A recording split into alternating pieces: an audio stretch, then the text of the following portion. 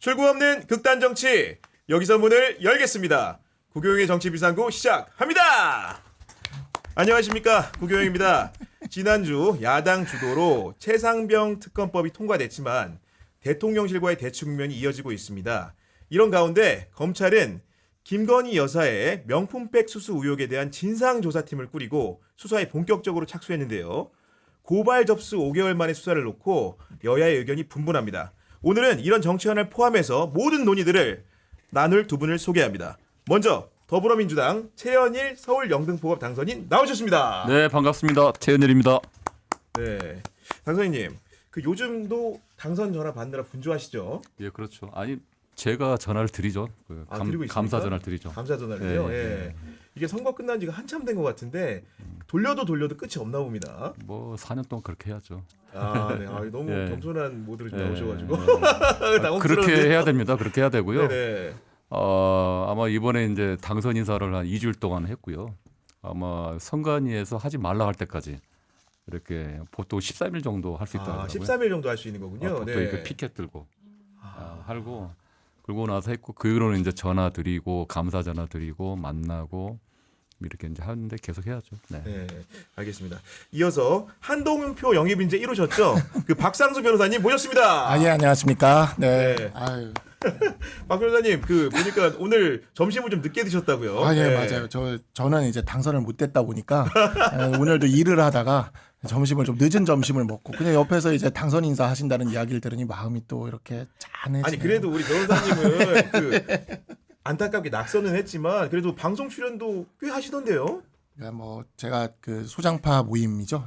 그 모임을 만들었다 보니까 그에 대한 좀 관심이 좀 이렇게 몰리는 것 같습니다. 네. 우리 당이 워낙 요즘 조용하잖아요. 그러니까 그나마 소리 내는 게 파열음 내는 게 우리밖에 없다 보니 좀 이렇게 마이크가 오는 것 같은데 더 시끄러워지면 이제 묻힐 수도 있죠. 네. 지난주 목요일에도 기자 전화를 굉장히 많이 받으셨을 것 같아요.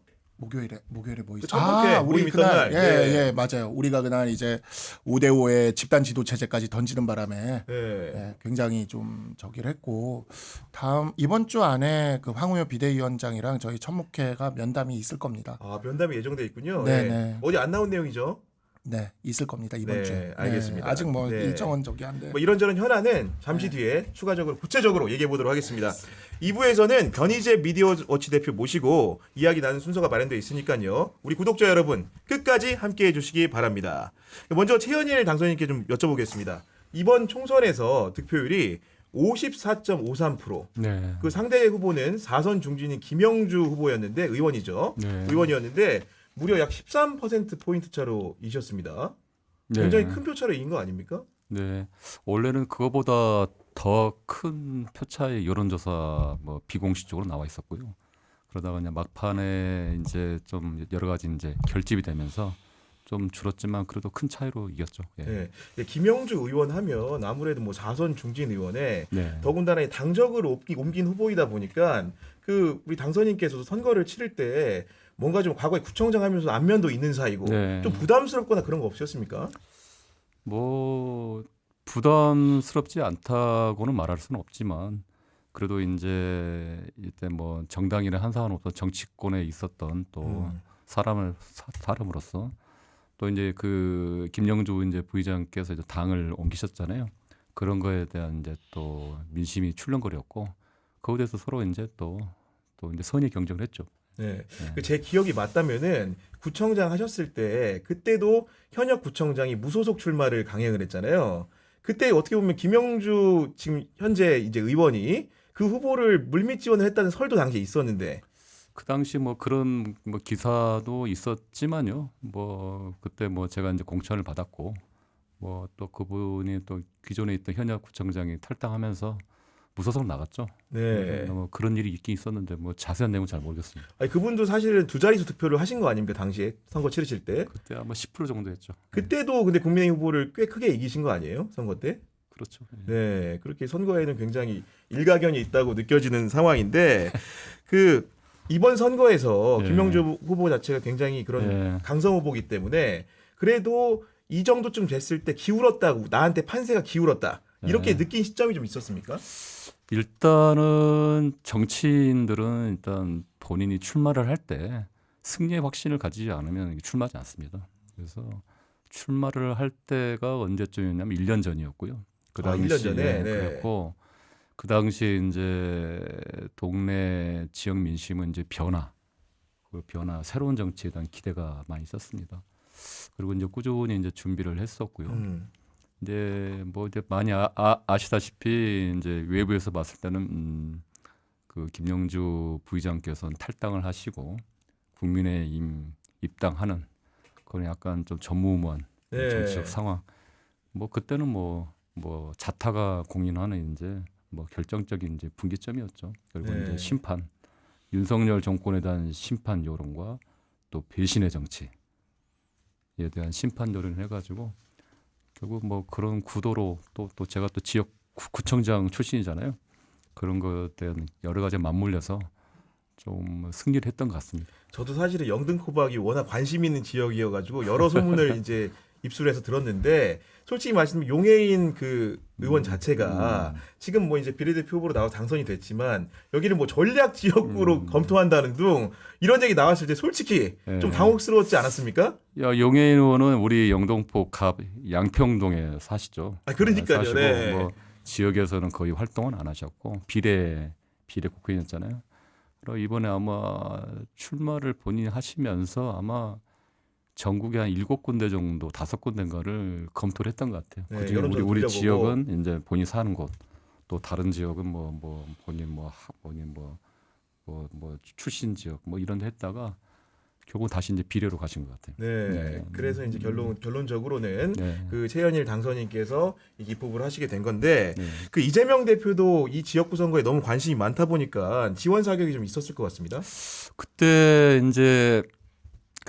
우리 김영주 부의장께서 이제 탈당을 하고 그러면서 이제 본인 이제 하위 20%를 이제 전격적으로 공개를 하고 그 도미노처럼 이제 다른 출마자 박용진 의원 등등 여러 의원들이 이제 커미가지라고 해야 되나요? 네. 공개를 하면 상당히 당이 소용돌이를 쳤죠. 맞아요. 그런 혼란스러웠죠. 상황에서 네. 공천 과정이나 또 여러 가지 상당히 좀 어려운 상황이었고요. 그런 상황에서 이제 또 김영주 부의장께서 이제 탈당하고 또 급기야는 이제 국민의힘으로 입당함으로써 상당한 이제 우리 당으로서 상당히 이제 어떤 격전지가 됐죠. 그렇죠. 그래서 종로에 곽상원 그 후보 그 방문 이후로 그 다음 날 바로 저희 지역에 그러니까 오셨죠. 선거운동을 공식적으로 개시한 이튿날. 이튿날 오셔가지고 둘째 날에, 네. 이제 어떻게 보면 그때 저희 지역에 오신 게 어떻게 보면 우리 당의 결집하는 분기점이었고요. 그때 이후로 이제 민주당 지지 결집이 시작됐고 네. 어떻게 보면 이번 승리에 하나의 또 분기점이었지 않나라는 네. 생각이 듭니다. 이재명 대표가 어쨌든 지원 유세로 왔으니까 이렇게 저렇게 좀 해라. 좀 사적으로 말한 부분 좀 있습니까? 사적으로 말할 시간이 없었습니다. 공적으로 유세만 하고 간 거예요, 그러면? 눈빛으로 네? 교환하고 눈빛 교환하고요. 눈빛 예. 교환하고 서로 이제 뭐 네. 만사삼청하고 또 그날 아마 영등포 역 앞에서 이제 또 본인 기자회견도 하셨고요. 맞습니다. 예. 여러 현안대에서 그때 옆에 동석을 했죠. 예. 아무래도 이재명 대표 자체도 성남시장, 네. 경기도지사, 지방자치단체장 출신이잖아요. 그러니까 이제 아무래도 영등포 구청장 출신인 국회의원 후보인 우리 최현일 당선인한테 관심이 더 갔을 것 같은데 얘기 들어보니까 전국 자치분권 민주지도자 회의라는 것도 네. 소속돼 계신데 이재명 대표가 이렇게 출범 멤버라고 알려져 있더라고요. 네, 이거 KDLC라고요. 그 모임이 있는데 그 단체장 출신 분들의 모임입니다. 그러니까 이번에 초선 당선자로 8명, 재선 이상 8명, 그러니까 16명이고요. 그럼 이재명 대표는 재선 까지. 자격으로 가 계신 겁니까? 거기 안에? 예. 이재명 대표까지 합치면 17명인 거죠. 그렇군요. 17명인데 네. 그래서 이제 단체장 출신들이 이제 강점이 있습니다. 그러니까 일단 그 현장 행정을 했던 종합 행정을 한번 했고요. 그리고 이제 지역 밀착형 그 행정을 했고 소통력과 이제 실천력이 좀 있습니다. 그래서 이제 중앙 정치, 여의도 정치를 하더라도 네. 말뿐만 아니라 행동으로 성과로 보여주는 그런 실사구시적인 정치를 하는 거고 어떻게 보면 그러면서 이재명 대표께서 가장 이제 가장 모범적인 어떤 그 케이스죠. 예. 그럼 단체로 무슨 소통하는 뭐 예를 들면은 무슨 방이 좀 있습니까? 인터넷 대화방이? 또 있죠. 예. 그 대표도 들어와 계시고요. 대표는 안 계시고요. 아 그러면 뭐 그런 논의된 내용들을 뭐 이렇게 전달한 창구도 있습니까? 아직은 제가 촉선이라 잘 몰라요. 모르고 아마 재선 이상 의원님들 아니, 지금 하시겠죠. 갑자기 숨기는 느낌이 확 와서 잘 몰라요. 얼마 전에도 만찬하셨다고 그러지 않았습니까? 예. 예? 만찬한 거 아니에요? 맞죠. 이재명 대표랑. 예. 거기는 혁신 모임이고요. 혁신 모임에서 예, 예. 혁신 모임에서 이재명 대표는 좀 어떤 말씀해 주셨습니까? 일단 뭐 성과를 내야 된다. 그리고 열심히 해야 된다. 그리고 민주주의 지켜야 된다. 그런 원론적 얘기였고 원론적인 얘기하시고. 예. 그날은 이제 당선자 축하하는 모임이었고 그날 용서회담 바로 끝나셔가지고 어떤 대표님께 상당히 좀 뭐 홀가분하시다는 그 느낌? 뭐 마치고 왔기 때문에. 그렇죠. 왜냐하면 2년 동안 그런 대통령과 용서회담이 처음인 거 아니에요. 네. 할 얘기는 하고 왔다. 그런 느낌이고 자세한 얘기는 안 하셨어요. 아니 뭐 조국 대표랑은 이제 고량주를 드셨다는데 거기서는 무슨 술 마신 겁니까? 어디 그날요? 네 그날 만찬을 했으니까. 제가 술을 안 먹어요. 안 드세요? 술을 안 먹어서 옛날에 좋아하시지 않았어요? 술을 안 먹어서 남들이 어떤 술 먹는데 아마 그날 맥주 뭐 잠깐씩 도는 것 같은데. 네, 그렇게 한숨 배씩 돌았고 네. 우리 그 박성수 변호사님께도 질문 드리도록 하겠습니다. 보니까 이제 총선 이후에 여당에서 이른바 험지에 출마하셨는데 원외 인사들과 3030 당선인들 포함해서 첫 번째 목요일마다 만나서 공부하는 모임을 만드셨다고요. 네네. 그 첫 목회라고 하던데 네. 결성을 주도하셨는데 어떻게 만들게 된 계기를 좀 말씀해 주시죠. 4월 11일이 제 생일이었어요. 아 그래요? 네. 그래서 우리 캠프에서 당선되면 뭐 꽃다발이랑 케이크까지 준비를 했는데 낙선이 됐으니 뭐 그 케이크는 집에 와서 가족들이랑 아이고, 먹어야 너무 됐고. 슬픈 이야기예요 이거. 그러니까 예. 이제 제 생일이었어요. 네. 그날 이제 생일날 어쨌든 낙선된 첫날 이제 가족들이랑 이제 조촐하게 케이크를 뭐 어쨌든 잘라 먹고 그러고 나서 이제 밤에 잘 때가 됐는데 이렇게 뭔가 이 총선에 대한 소외가 몰려오더라고요. 그래가지고 제가 페북에 글을 하나 올렸어요. 장문에 글을 올렸죠. 예. 네, 페북에 글을 그냥 이렇게 쭉 해서 근데 저는 원래 글을 되게 빨리 길게 많이 씁니다. 아, 네, 그냥 세주시네, 그것도. 다 이게 예. 커티 키보드로 써요. 전부 손가락으로. 그래서 제가 페북에 쓰는 글들이 누가 써주는 거 아니냐 얘기하는데 그게 아니라 노트북이 아니고 핸드폰 그냥 핸드폰으로 커티로 쓰는 거예요. 그냥 손가락으로. 빨리 쓰던데. 네, 그것도 지하철에서 주로 많이 써요.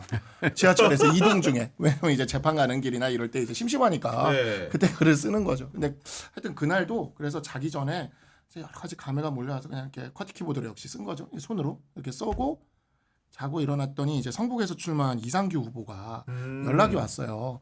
그냥 밥이나 한번 먹자. 그래가지고 글을 봤는데 우리 박 후보님 글을 봤는데 너무 내 마음 같다. 밥이나 네. 한번 먹자. 그래서 그럼 뭐 아는 사람들끼리 이렇게 하자 해서 처음에는 저 이상규 후보, 전상범 후보, 그다음에 이승환 후보 해가지고 네. 이렇게 4명이 단톡방을 만든 거예요. 얘기를 하다 보니까 다 나이대도 비슷하고 그래가지고는 이제 그 얘기를 하다가 이제 아는 사람들 더 불러 모으자. 그래서 첫날 모임 전에 단톡방이 10명짜리 방이 된 거죠. 그냥 그날은 이제 총선 소외를 같은 세대들끼리 좀 한번 풀어보자라는 차원에서 모인 네. 건데 모여서 얘기를 하다 보니까 되게 생각하는 바도 비슷하고 지향하는 바도 비슷하고 우리가 앞으로 정치를 계속 해나간다고 한다면 그 목표 지점도 비슷하다 보니 그럼 모여서 같이 공부를 해보자. 그럼 언제 모일까? 그래서 처음에 수요일에 모이려고 그랬어요. 아 원래 선거일에. 예, 그러니까 수요일에 딱 모이자. 그러니까 선거를 수요일에 치렀으니까. 예, 수요일에 네, 치렀으니까. 네. 근데 딱 날짜를 보니까 5월 1일, 5월 5일, 5월 1일, 5월 8일, 5월 15일인 거예요. 그래서 안 되겠더라고요. 우리 다 너무 생활인들이거든. 너무 맞다. 우리 다 저기 네. 아니 뭐 쉬는 날이고 이 다 뭐 네. 어버이날도 있고 스승의 날 이거 안 되겠다. 그래서 그러면 바로 옆에 목요일 날 모이는 걸로 하자. 첫 번째 목요일에 모이자. 5월 2일에 모이자 해서 첫 번째 목요일에 모이는 회니까 네. 첫 목회로 하자. 이름은. 네. 그렇게 하고 이제 하다 보니 지금 22명이 됐습니다. 22명이 됐고 22명. 예, 원내 인사는 김재섭 당선인, 그다음에 이제 비례 김소희 그리고 박준태 당선인 이렇게 세 해서 분이 계시고. 세 네. 명이고 이제 비례 딱 예비 1번으로 떨어지신 이소희 변호사 있어요. 네. 이분도 들어오셨거든요. 이분이 만약에 올라가시게 된다면 아, 네 명이 그럼 네 되겠죠. 명이 된다. 네, 예. 지금 현재는 하여튼 세 아니 명입니다. 순간 이름을 듣다 보니까 김용태 당선이 왜 없는 거예요? 모르겠어요. 저희는 이 초대 자체가 네. 그냥 뭐 서로 아는 분들 중에 우리가 이렇게 뜻하는 바, 공통적인 바에 대해서 공감을 하면 그냥 지금 누구라도 초대를 올수 하고 있는 있어요. 건데. 예. 근데 김용태 당선인은 뭐 어떻게 닿질 않네요. 저희랑 지금. 네. 그렇군요. 네. 그 사람들이 모를까봐 좀 말씀드리면 교육 분야 전문 변호사로 알고 있는데 네네. 실제로는 그 참여연대라는 시민단체에서 맞아요. 굉장히 오랫동안 활동하시지 않았습니까? 네. 그러신데 국민의힘을 선택한 이유 좀 궁금합니다. 이게 사실은 저는 그러니까 원래 제가 자란 지역 인천 서우갑 지역 자체가 굉장히 서민 거주 지역이에요. 그래서 그 지역에서 성장해가지고 뭐 공부해서 이랬다 보니까 저는 대학 때부터 약간 이제 그 진보 진영에 가까운 생각과 활동을 네. 많이 했어요. 그리고 변호사가 되기 1년 전에 이제 법무법인 한결에 이제 갔다가 거기에 이제 그때 당시에 그 한결에 뭐 박주민 변호사, 김성진 진보성의 변호사 다 펌이죠 있었어요. 사실. 근데 이분들이 저를 데리고 참여연대에 데려간 거죠. 그래서 2012년부터 해서 19년까지 한 7년 정도 참여연대에서 이제 활동을 했습니다. 활동을 했는데 이제 19년에 그 사건이 있었죠. 바로 우리가 아는 네네. 조국 사태라는 이 사건이 있었고 당시 참여연대 내부에서 이제 좀 논쟁이 좀 있었는데 저는 이제 김경률 회계사 입장에 동의를 하는 입장이었어요. 그러다 보니까 김경률 회계사가 그만두면서 이제 나와서 경제민주주의 20을 만들고 할 때 저도 그러면 이제 참여연대 그만하겠다라고 이야기를 그때 했었고 그러면서 이제 발을 끄는 거죠. 그렇죠. 그렇게 네. 발을 끊고 경제민주주의 21은 그러면 김경률 회계사가 같이 갈래? 그러길래 저는 뭔가 약간 그 조국 사태는 제가 이 민주당 진보 세력에 대해서 믿었던 믿음이 다 무너지는 사건이었거든요. 그래서 저는 당분간 이제 정치적인 일과는 좀 거리를 두고 싶다 하고 변협에 투신을 합니다. 그러니까 그러신 것 예, 같더라고요. 변협 감사를 2019년부터 해요, 제가. 음. 그래서 이제 변협에 투신을 했는데 2019년에 감사로 들어가 보자마자 터진 일이 공수처를 만드는 일이었어요. 네. 근데 당시 변협은 공수처에 대해서 굉장히 적극적이었거든요. 그래서 당시 어느 정도 적극적이냐면 1초대 공수처 차장이 제가 같이 감사로 있을 때 여운국 부협회장이 공수처 차장으로 가고 수석 대변인은 공수처 검사로 가고 네. 협회장과 부협회장은 공수처 자문위원으로 가고 정말 공수처 만드는데 적극적이었는데 저는 공수처에 대해서 반대하는 입장이었어요. 그리고 제가 반대했던 것이 정말 딱 맞았다라고 생각되는 게 이번에 특검법입니다. 왜냐하면 특검법 같은 이런 특검을 계속 이렇게 하는 게 필요 없도록 하기 위해서 만든다는 게 공수처였거든요. 상설적으로 그러니까. 예, 상설적으로 네. 만든다는 게. 근데 공수처가 수사를 열심히 하고 있는데 속도를 올리고 있는데 특검이 필요하다 하잖아요. 그러니까 이건 이제 공수처는 정말 이제 필요 없어진 겁니다. 제가 이럴 줄 알았어요. 우리나라 정치 이럴 거라 뻔할 것 같아서. 네. 그래서 공수처 이거 낭비다. 만들 필요 없다. 필요하면 그때그때 특검하면 된다 그랬는데 기껏 그렇게 열심히 만들어 놓고 그렇게 한 거죠. 제가 그때 그래서 감사일 때 공수처를 반대하면서 약간 우클릭을 갖고 결정적으로 그 다음 협회 때 이제 부협회장을 합니다. 제가. 변협의 부협회장을 하면서 검수완박 법안이 통과가 되는데 이거는 정말 국민들이 생각하는 어떤 그런 특수부 검사 그런 이미지 아니라 대부분의 국민들 평범한 사람들한테는 치안이 무너지고 흔들릴 수가 있는 사태였거든요. 그래서 변호사 입장에서 저는 이거는 도저히 용납할 수가 없었고 그래서 검수완박 반대 변호사 시민 필리버스터를 제가 기획을 해서 변협에서 추진해서 시행을 합니다. 그러면서 또 한 번 우클릭을 한 거죠. 근데 학교 폭력 교권 쪽은 제가 교육부 비판을 진짜 많이 했거든요.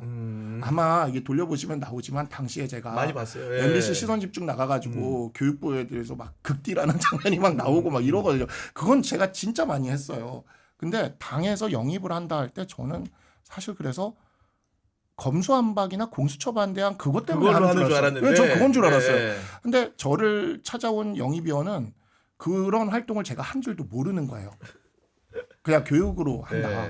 그래서 제가 그랬죠. 교육은 제가 정부 여당 비판을 진짜 많이 했는데 왜 저를 하냐 그랬더니 변호사님이 그런 걸 다 알고는 있는데 변호사님이 원하는 학교의 모습은 민주당이 아니라 우리 당에서만 가능할 것이다라고 하시더라고요. 제안을 했기 때문에. 네. 그래서 저는 그 말에 동의를 하면서 영입을 수락하게 됐습니다. 그 서설격으로 하나만 더 여쭤볼게요. 뭐냐면 얼마 전에 보니까 총선 그 백서 TF가 만들어졌는데 거기 이제 문항을 설문 문항을 참여해 보시고 약간 좀 이렇게 의견을 제시하신 것으로 알고 있어요. 네네 맞아요. 왜 그러신 거죠?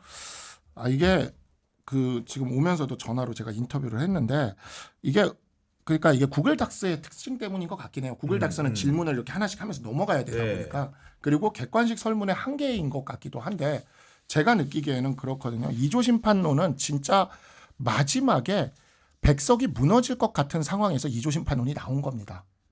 그러니까 여의도 연구원에서 조사를 한 게 후보들한테 전달은 안 갔는데 우리 인천시당은 후보들한테 전달을 해줬어요. 후보들한테만. 그래서 저는 그거를 받아봤고 솔직히 그거 받아봤을 때 인천은 지난번 180석이 되는 상황에서 우리가 2대 11이었거든요. 2대 11. 네, 2대 11이었는데 14개 지역구가 되지 않았습니까? 네.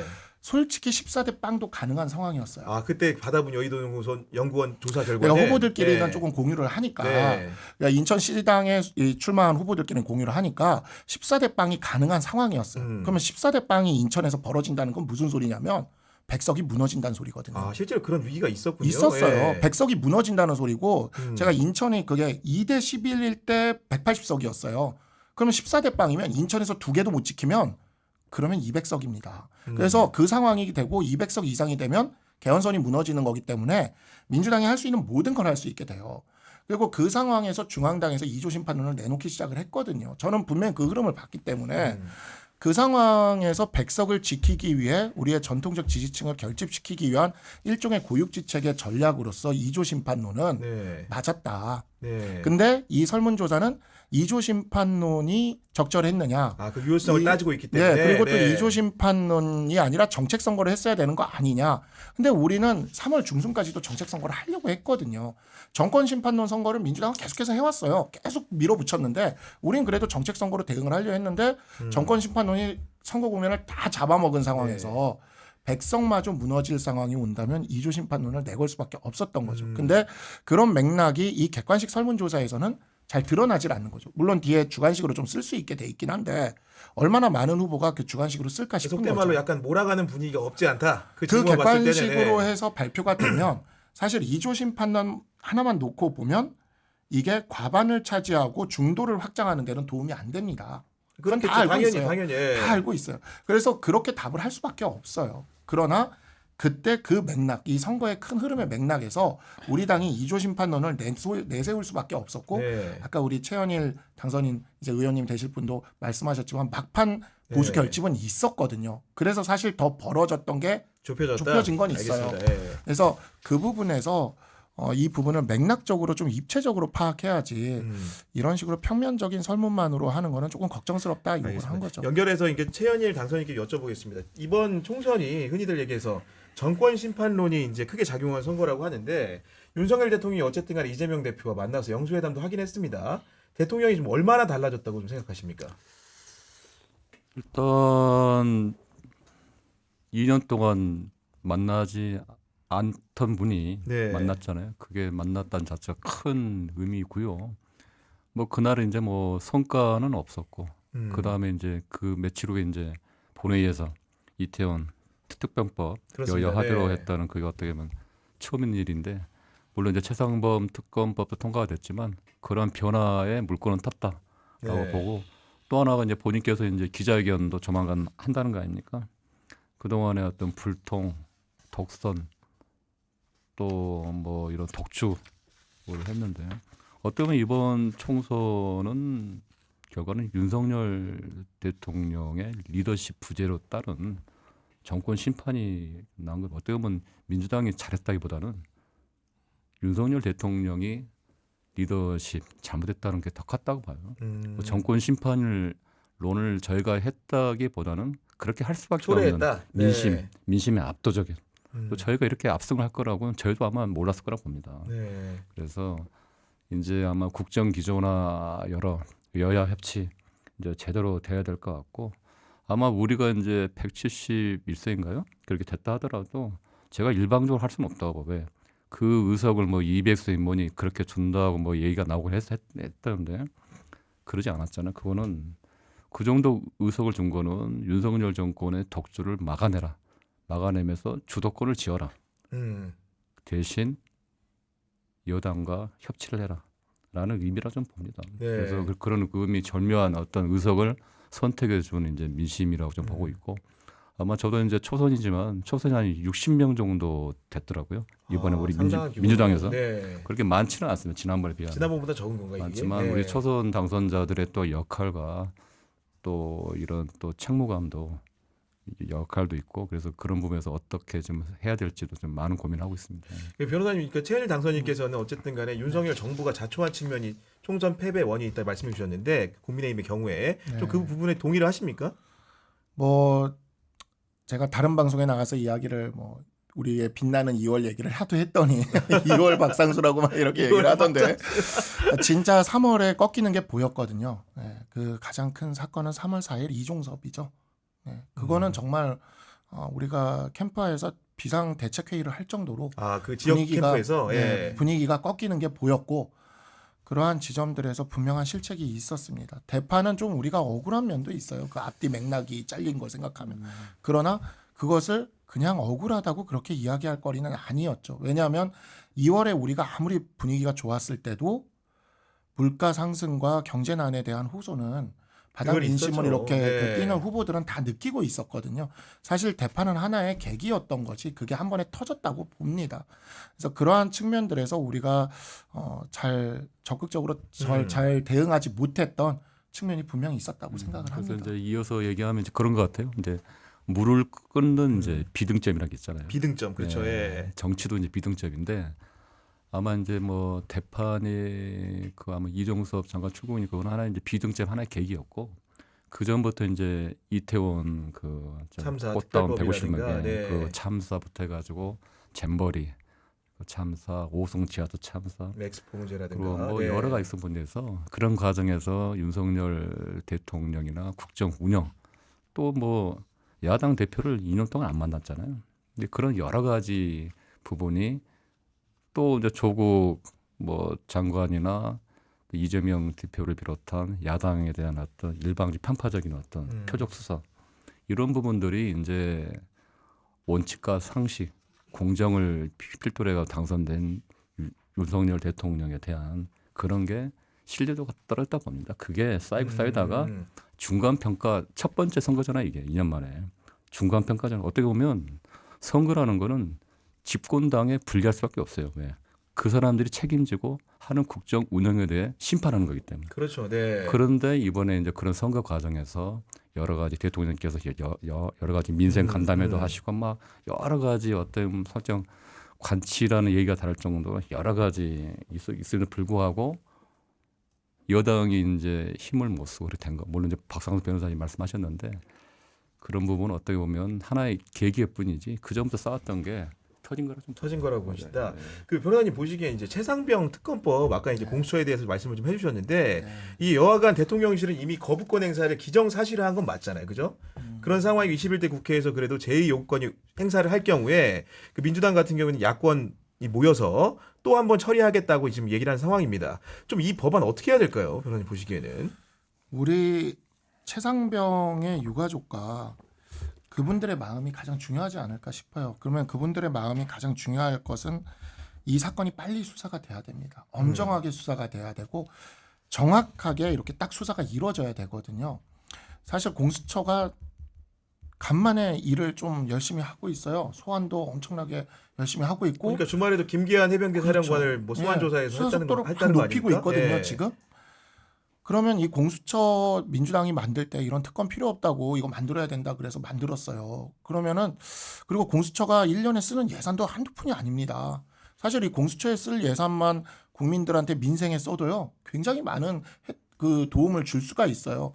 그렇게 만든 공수처가 속도까지 올리고 있으면 일단 공수처 수사를 본 다음에 그 다음에 부족하면 특검을 해도 되거든요. 근데 지금 특검을 하면 어떤 일이 벌어지냐면 특검이 출발할 게 예정되어 있기 때문에 공수처 수사에 힘이 빠집니다. 어차피 사건이 이첩되니까. 그리고 특검이 그 구성된 다음에도 공수처에서 수사한 내용을 또 이렇게 받아서 검토하는 시간이 또 필요해요. 그렇다 해서 또 특검이 자기가 조사한 건 아니기 때문에 공수처에서 수사한 걸 한 번 더 반복해야 되는 상황도 펼쳐질 수가 있습니다. 지금 많은 분들이 놓치고 있는 게 뭐냐면요. 지금 이 최상병 사건에 대한 공수처 수사는요. 민주당 시절에 임명한 공수처장과 공수처차장과 공수처 간부들이 있을 때부터 수사를 했던 겁니다.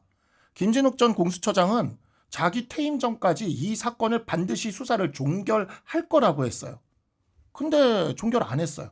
선거 때까지 계속 사건을 끌고 왔고 결국 퇴임할 때까지 마무리 안 하고 갔고 퇴임한 다음에 공교롭게 수사가 지금 속도가 진행되고 있는 거죠. 네.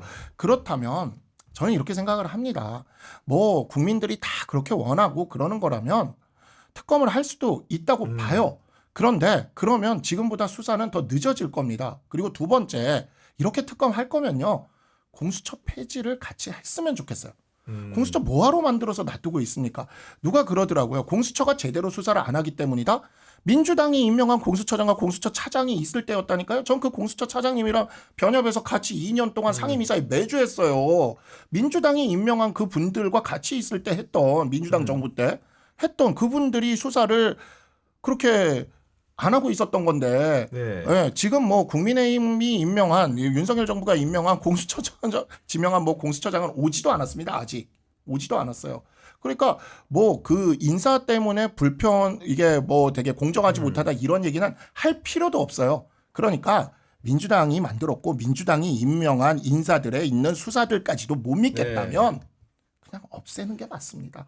네. 그래서 저는 특검을 하는 게 만약에 꼭 필요한 일이고 해야 된다면 공수처도 공수처 같이 폐지도 정리를 하자. 함께 예. 했으면 좋겠습니다. 정말 이 기간 네. 왜 있어야 되는지 모르겠어요. 이제는. 네, 변호사님이 이제 공수처에 대한 강경한 의견을 말씀해 주셨는데 보니까 여당 같은 경우 21대 국회 김웅 의원 같은 경우에도 보니까 찬성 표결을 했더라고요. 네. 그리고 이제 안철수 의원 같은 경우에도 입법 독촉 때문에 이번엔 내가 참여하지 않았지만 다음번에 제2호권 행사에서 법안이 오게 되면 그땐 찬성을 할 것이라고 말을 했는데 그리고 어느 보도를 보니까 55명 국민의힘의 이제 낙천 낙성자들 전체 합치면 그런 모양이죠. 그런 분들도 이제 갈팡질팡하는 마음들이 있다 이렇게 말씀하시는데 물론 22대 당선인이십니다만은 네. 21대 국회 처리 전망은 좀 어떻게 보십니까? 근데 최상병 특검법은 이제 반드시 통과가 돼야 되고요. 아까 이제 공수처 얘기를 하셨는데 아마 공수처가 어떻게 뭐 법 전문가시니까 뭐 이제 공수처가 어떻게 만들어지고 어떤 역할을 하는지는 아마 잘 아실 텐데 근데 공수처가 어떻게 보면 지금 윤석열 정권 들어와서 제대로 역할을 못했던 건 사실입니다. 뭐 인력의 문제일 수도 없고 역할의 문제일 수도 없고 여러 어떤 검찰 정권이 등장함으로써 어떤 반비례적으로 비중이 충고할 수도 있지만 제대로 역할을 못했다는 것에서 여야가 다 인정하는 지금 상황인 것 같고요. 중요한 거는 지금까지 최상범 특검법 비롯해서 김건희 쌍특검법 등 여러 가지 법들이 거부권을 8번이나 네. 했단 말이에요. 그런 것도 어떻게 보면 이번 총선에서 민심이 드러난 거라 저는 봅니다. 그런 부분이 잘했더라면 이번에 그렇게 이제 우리 여당이나 야당이 이렇게 의석수 차이가 많이 나지 않을까 생각하고 특히 이제 최상범 특검법 최상범 이런 그 사건 같은 건 되게 단순해요. 외압이 구조 자체가. 있었냐 네. 없었냐 그래서 이런 단순한 사건이 국정의 아주 핵심 이슈가 될 정도로 국정 운영을 제대로 했느냐. 왜냐하면 그 외에도 경제, 민생, 외교안보 많잖아요. 네. 그런 문제보다도 왜 최상범 특검법이 왜 전국의 화두가 되고 또 정권 심판에 불을 당겼는지를 철저하게 반성을 해야 한다고 봅니다. 그렇기 때문에 이거는 미시정 측면에서 뭐 공수처를 하님 검찰 수사님 그거보다도 명쾌하게 총선 민심에 따라서 특검법을 하고 공수처의 어떤 그런 문제점에 대해서는 네. 하나하나 보완해야 한다고 봐요. 네. 그래서 그런 부분에 대해서는 아마 저도 이제 최상범 특검법이 21대 때 만약 이게 거부권 안 된다 그러면 다시 요번에 재의결 될 거라고 보고 있고 만약 안 된다면 22대에서 당연히 추진하실 다시 것으로. 이거 뭐 네. 박찬대 원내대표께서 말씀하신 대로 좀 이거는 민심에 따라서 네. 이건 제대로 확실하게 추진해야 된다고 저는 생각합니다. 저는 어제 좀 주말 인상적이었던 게 김계환 해병대 사령관을 보니까 이제 공수처의 수사기획관이 직접 조사를 했다는 것 같고 그 사령관이 변호인 없이 조사를 받았다고 하더라고요. 그러니까 아마도 변호사실이 알 건데 보통 피의자들은 조력받을 권리를 상당히 활용을 하지 않습니까? 네, 그렇죠. 그 없이 들어간 건 좀 어떤 의미로 해석해야 됩니까? 예. 그거야 뭐 변호인 조력받을 권리를 활용하긴 하는데 수사 단계에서 변호인 조력을 받기 시작한 거는 뭐 최근의 풍조긴 합니다. 과거에는 뭐 수사 단계에서는 안 받는 경우들도 많았고 그렇긴 한데 사실 저는 좀 너무 안타까운 게 뭐냐면 저는 사실 이종섭 사태에 어찌 보면 가장 큰 피해를 본 사람 중에 하나지 않을까라고 생각을 합니다. 왜냐하면 낙선을 했으니까. 그렇죠. 결과론적으로. 네, 결과론적으로. 예. 그래서 사실 그 이종섭 사태가 터지고 나서 제가 선거 끝나고 그 뉴스 영상을 선거 끝나고 봤어요. 선거 때는 볼 시간도 없어요. 후보는 그걸 볼 시간도 없어요. 계속 뜨면서 헤드라인 뉴스만 보는 거고. 내용을 자세히 들여다본 거. 자세히 보는 건 선거 끝나고 봤습니다. 근데 제가 선거 끝나고 그 뉴스 영상을 보면서 이래서 내가 떨어졌구나 싶긴 했어요. 그랬는데 그때 이제 우리 유권자들이 저한테 묻는 게 있었어요. 우리 지역구 유권자들이 이종섭 사태에 대해서 어떻게 생각하냐. 그렇게 물으면 저는 그랬습니다. 저는 공군 정훈장교 출신이거든요. 난 공군 정훈장교 출신으로서 내가 이런 사병들이나 병사들의 이런 문제, 이런 의혹에 대해서 이거를 제대로 풀지 않고 가는 거는 말이 안 된다고 생각한다.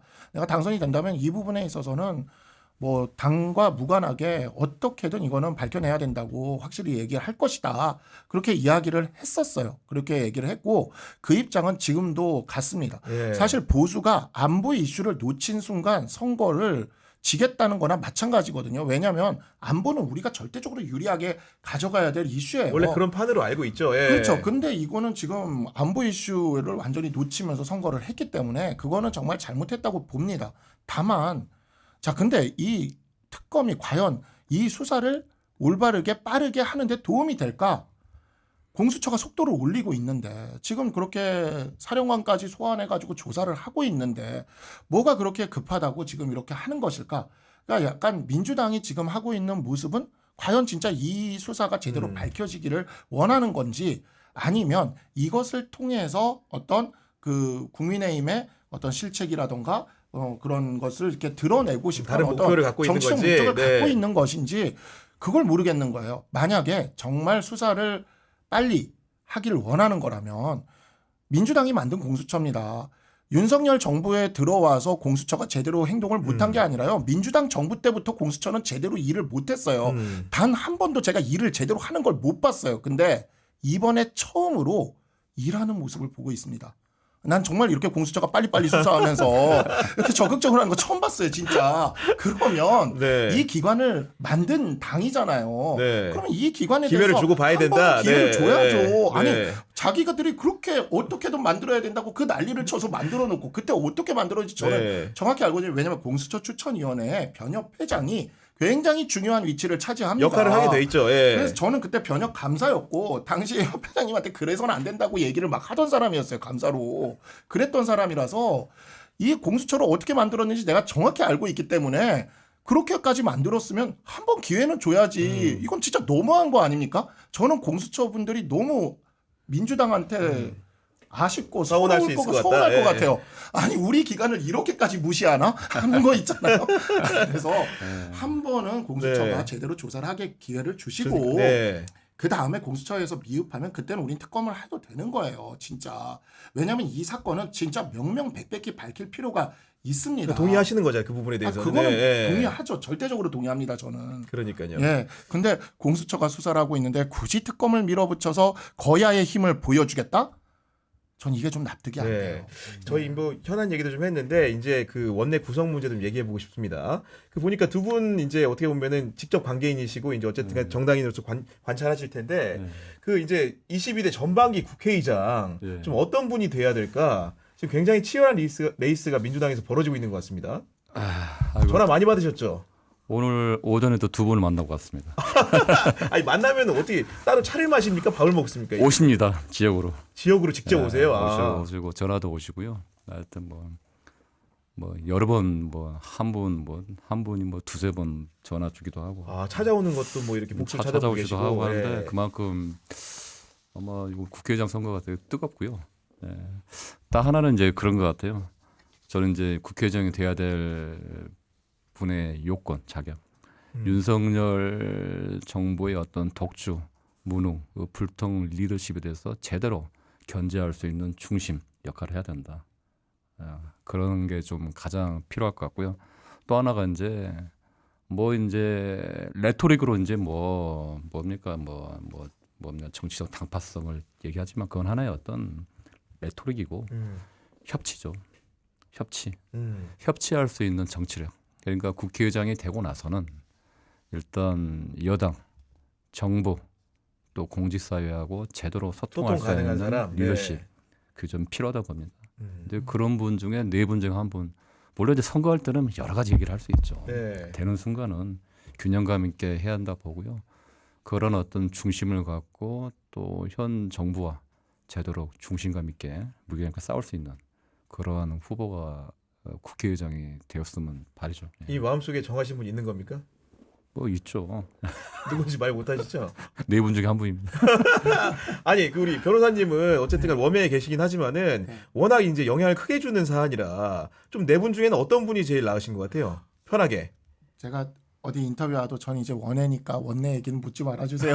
있긴 한데 근데 진짜 지금 최현일 당선인님 말씀이 너무 제가 좀 감명 깊은 게 이 당파성보다는 국회의장은 협치를 가도록 하는 그 결정을 해야 된다라는 말씀 정말 저는 굉장히 공감이 가고요. 요즘에 그 민주당에서 이런 당파성에 대한 이야기가 너무 강하게 나오는 게 사실 좀 걱정스럽기는 합니다. 그래서 그렇지 않은 진짜 협치가 가능하신 분들 오늘 또 마침 김진표 현 국회의장님께서 좀 그 말씀하셨죠. 당파성으로 하면은 네. 안 된다 역사 공부 좀 해봐라라고 이야기를 하시지 않았습니까? 저는 진짜 민주당에 이런 정치인이 계시는구나라는 생각을 제가 오면서 기사를 보면서 좀 저기를 했습니다. 우리나라 정치가 좀 그래요. 저는 이제 이번에 명함 돌리면서 이 얘기가 제일 반응이 좋았는데 싸우지 않겠습니다. 일하겠습니다. 이게 반응이 되게 좋았어요. 그랬는데 진짜 싸우는 이 모습이 좀 그만 좀 보고 싶어하는 마음이 네. 정말 크거든요. 그래서 적어도 국회의장은 진짜 당파를 초월해 그 협치를 하실 수 있는 분이 되셨으면 좋겠고 그 마음이시라니까 최현일 당선인이 지지하시는 분이 되면 좋겠네요. 네. 아니 이제 그거죠. 이제 국회의장에 대해서 여러 가지 이제 또 뭐 현 국회의장님이나 또 향후 뭐 차기 국회의장이 돼야 될 분에 대한 설왕설래가 있습니다. 근데 네. 저는 이제 윤석열 대통령에 대한 리더십, 근데 그게 지금 이번 총선에 평가가 있었다고 보고요. 또 국회의장에 대한 리더십, 결국은 정치라고 생각합니다. 정치라는 거는 결국은 독주, 마음대로 하는 게 아니죠. 법치죠. 법치를 하는 거고 또 제대로 정치력을 발휘해야 되고. 근데 그게 최근 2년 동안은 그게 실종이 되었다는 거는 여야가 다 공감을 하고 있고요. 특히 이제 국회도 마찬가지 봅니다. 선명성을 갖고 있대 추진력이 있고 또 균형 감각이 있으면서 여야를 아우를 아우르는 수 있는. 그런데 네. 방향은 정확하게 민생과 민주주의를 향하는 그러한 리더십이 필요하다는 얘기죠. 네. 그래서 그런 리더십을 갖춘 균형 감각을 갖추면서도 그래도 윤석열 정부의 어떤 그 독주나 이런 불통에 대해서 견제할 수 확실하게 확실하게. 제어할 수 네. 있는 그런 강력한 네. 리더십. 그러면서도 여야를 아우르면서 또 여당과도 통 크게 대화할 수 있는 네. 그런 리더십이 필요하다는 거죠. 알겠습니다. 마지막으로 박성준 변호사님 한동훈 위원장 근황 좀 전해주시죠. 네, 제가요? 네. 아니 저는 뭐 잘 네. 모릅니다. 잘 모르고 네. 예, 그냥 뭐 많이 이렇게 나오듯이 한동훈 위원장이 영입 인재들이나 낙선한 분들한테 뭐 연락을 이렇게 취해 준 거는 있어요. 그건 뭐 이미 많은 언론들에서 나왔고 저도 뭐 그러다 보니까 그렇게 연락을 받은 거는 있기는 한데 저는 그렇습니다. 한동훈 위원장이 정말 이번 선거에서 많이 소진이 됐어요. 너무 많이 고생을 하셨고 그래서 그냥 지금 선거 끝난 지 한 달이 안 됐어요. 이게 선거를 한번 치르고 나니까 약간 시공이 왜곡되는 느낌이 좀 있는데 그런데 한 달도 시간이 안 막 됐는데. 이렇게 예, 한 달도 안 예, 됐어요. 그러면 이제 좀 그 정도로 그 선거를 뛰면서 그렇게 다 쏟아냈다면 이분이 하는 선택을 좀 기다려줬으면 좋겠다라는 생각이 듭니다. 너무 뭐랄까 이분이 어떤 건가 이렇게 왈가왈부하는 이 상황이 좀 적절하지 못한다는 생각이 들고 한편으로는 계속 그럴수록 오히려 또 이분의 존재감이 커지지 않을까 그런 생각도 들어요. 네. 그래서 정말 존재감이 커지질 않기를 원한다면 그냥 기다리는 게 맞지 않나라는 생각을 좀 합니다. 네, 알겠습니다. 지금까지 그 최현일 당선인과 박상수 변호사 모시고 이러저러한 현안에 대해 얘기를 해봤습니다. 앞으로도 종종 이게 불러 모실 테니까요. 전화 잘 받으세요. 네, 두 분 말씀 너무 감사하고요. 저는 잠시 후에 2부에서 변희재 대표와 찾아뵙도록 하겠습니다. 잠시만 기다려주세요. 감사합니다. 네, 고맙습니다. 감사합니다.